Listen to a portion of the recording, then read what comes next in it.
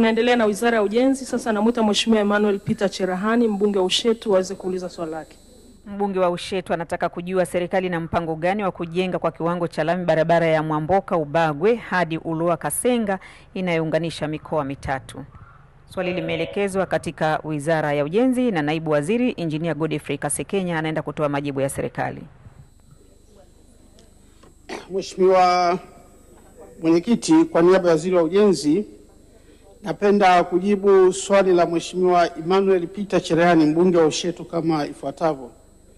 Mheshimiwa Mwenyekiti, barabara ya Mwabomba Bugomba A Uloa Igombe River yenye urefu wa kilomita 98 ni sehemu ya barabara ya Kashelo Bwerwa Masumbwe Mwabomba Bugomba A Uloa Igombe River yenye urefu wa kilomita 189.8 inayounganisha mikoa ya Geita, Shinyanga na Tabora.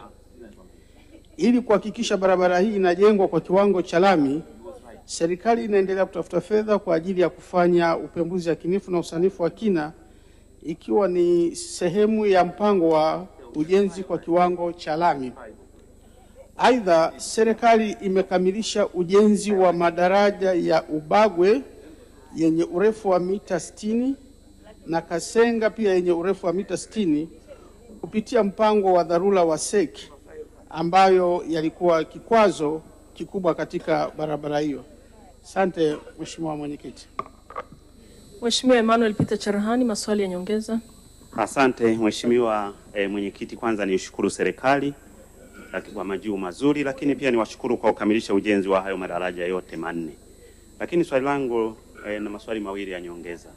Kwa kuwa barabara hii imekuwa ni muhimili mkubwa sana katika mikoa yote mitatu, Geita, Shinyanga na Tabora, hasa wananchi wa jimbo la Ushetu ambao wamekuwa wanapita njia hiyo hiyo kwenda kufanya shughuli zao za uchimbaji katika mgodi wa Sungwa, lakini pia katika masoko ya tumbaku Tabora. Je, serikali itakamilisha lini ujenzi wa daraja la Mto Igombe ili barabara hii iweze kupitika kwa wakati sasa na masika kwenda kufanya shughuli zao za kiuchumi? Lakini Mheshimiwa Mwenyekiti, mataifa mengi yanakuwa yanatumia mfumo wa PPP katika ujenzi wa barabara nyingi hasa za kiuchumi. Sasa kwa nini serikali situmie mfumo huu wa ubia wa mashirika binafsi, watu binafsi, ili kuharakisha ujenzi wa barabara hii kwa kiwango cha lami pamoja na barabara ya Nyandekwa Uyogo? Jibu Mheshimiwa Naibu Waziri.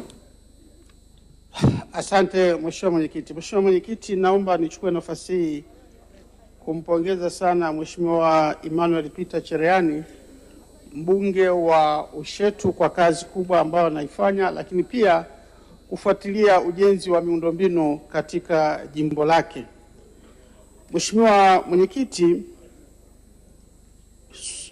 Mto Igombe ambao upo katika jimbo lake na ambao unamuunganisha yeye na mkoa wa Tabora, tumeshajenga madaraja makubwa mawili ambayo pia ilikuwa ni changamoto kubwa sana. Nimhakikishie Mheshimiwa mbunge pia kwamba hilo daraja pia serikali italijenga ili kunapokuwa na kipindi chote cha mwaka watu hawa waweze kuunganishwa, kwa sababu ikishakuwa masika basi hiyo barabara inakuwa haiwezi kutumika tena. Kwa hiyo kuhakikishia Mheshimiwa mbunge mpango huo upo, tumeshajenga madaraja makubwa hayo mawili, na hiyo Igombe pia nikuhakikishie Mheshimiwa mbunge linakwenda kujengwa. Na Mheshimiwa Mwenyekiti, tumepokea pia mapendekezo ya Mheshimiwa mbunge kuhusu ujenzi kwa kutumia utaratibu wa PPP.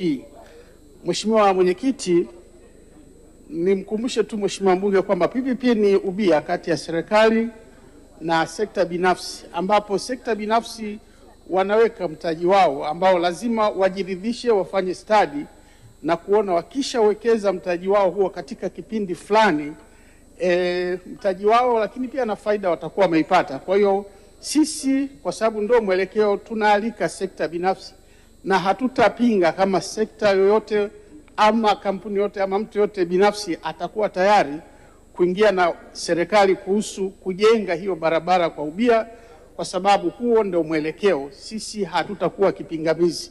Kwa hiyo Mheshimiwa, kama unaweza pia kusaidia na wabunge wengine, watu ambao wako tayari sasa kufanya kazi na serikali kwa mtindo wa PPP, serikali iko tayari, ili mradi tu tutakubaliana. Asante Mheshimiwa Mwenyekiti.